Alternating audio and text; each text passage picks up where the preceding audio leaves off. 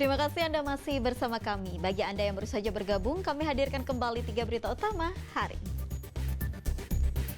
Polisi selidiki kasus meninggalnya bocah laki-laki berusia 2 tahun yang diduga menjadi korban malapraktik di Rumah Sakit Mitra Sejati Medan.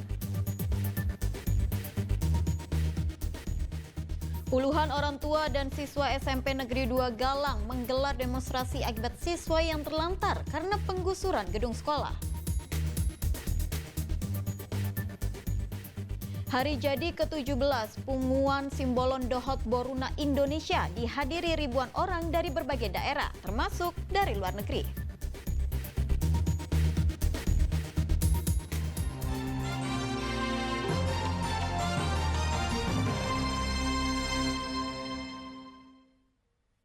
Punguan Simbolon Dohot Boruna Indonesia atau PSBI menggelar acara Hari Jadi ke-17 di salah satu hotel di kawasan Jakarta Pusat. Sekitar 300.000 orang dari keluarga besar Simbolon dari berbagai daerah termasuk dari luar negeri menghadiri acara tersebut. Ibadah dan doa bersama mengawali perayaan hari ulang tahun ke-17 Punguan Simbolon Dohot Boruna Indonesia atau PSBI di sebuah hotel di Jakarta Pusat. Ribuan orang dari keluarga besar Simbolon yang berasal dari berbagai daerah termasuk dari luar negeri hikmat menghadiri acara ini. Dalam rangkaian acara hari ulang tahun ke-17 PSBI, diadakan pemberian penghargaan PSBI Award kepada tokoh-tokoh PSBI yang dinilai berperan dalam membesarkan organisasi PSBI. Ketua Umum PSBI Simbolon Effendi MS Simbolon mengatakan paguyuban keluarga Simbolon merupakan salah satu bentuk pewarisan budaya yang dinilai penting untuk keutuhan Indonesia. Anggota DPR RI itu juga bersyukur karena paguyuban Simbolon selalu rukun meski diisi oleh orang-orang dari berbagai latar belakang profesi dan agama. Pada hari ini merayakan mensyukuri 17 tahun Punguan itu paguyuban keluarga besar Simbolon seluruh dunia.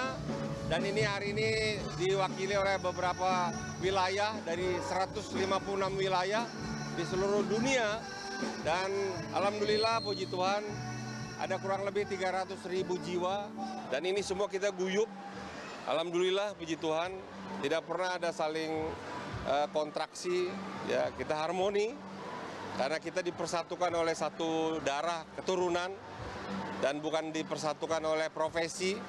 Sehingga kepentingan yang kadangkala juga mengganggu dari keharmonisan itu bisa tereduksi di dalam hubungan kekerabatan di PSBI. Wakil Ketua Komisi 1 DPR RI Utut Adianto yang juga turut hadir mengapresiasi usaha pelestarian budaya oleh PSBI. Menjaga tradisi itu pekerjaan sulit dan di tengah suasana yang seperti ini menjaga tradisi itu dianggap orang nggak penting. Itu sebabnya saya memberi rasa hormat, kita ikut merayakan, kita ikut membuat jadi rame. Ya perlu diperbanyak, kalau enggak ya persaudaraan hilang, arti marga orang nggak paham, asal usul orang udah nggak penting. Padahal tidak ada satu bangsa yang kuat yang kalau karakternya lemah. Tak hanya itu, PSBI pun menyampaikan terima kasihnya kepada pemerintah yang telah banyak mendukung PSBI sejak 17 tahun berdiri. Lutfi Taufik dan Imam Rohman melaporkan dari Jakarta.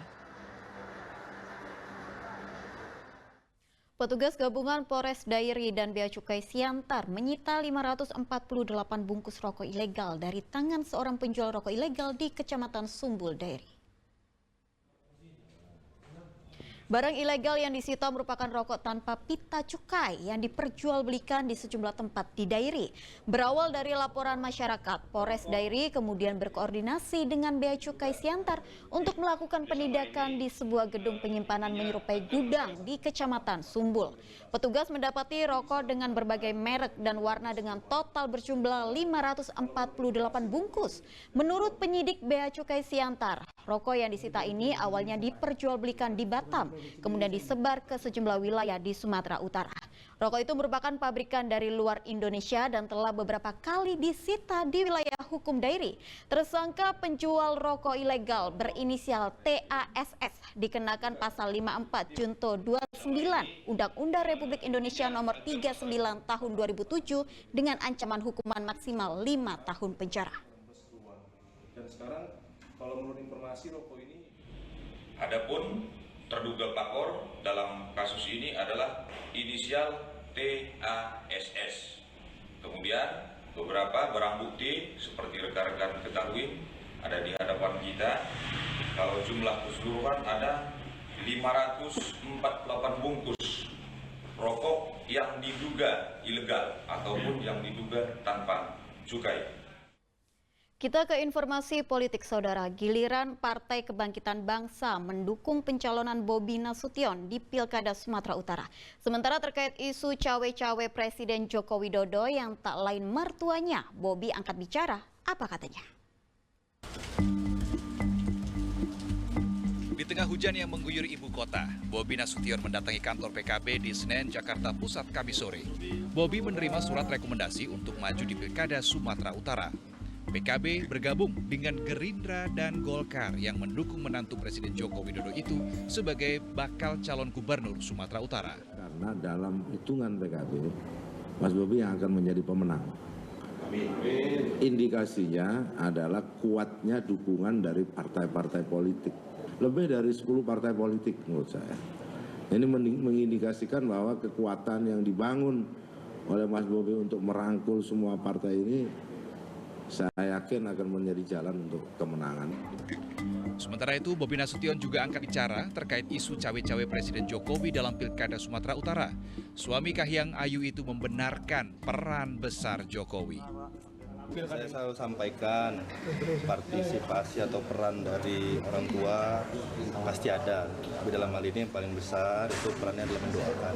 Itu yang bisa saya sampaikan, yang bisa saya pastikan.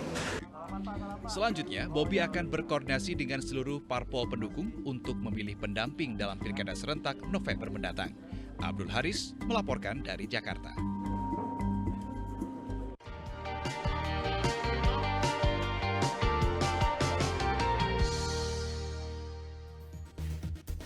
Laporan tersebut mengakhiri berita Medan hari ini. Saya Tabita Putri berterima kasih atas perhatian dan kebersamaan Anda.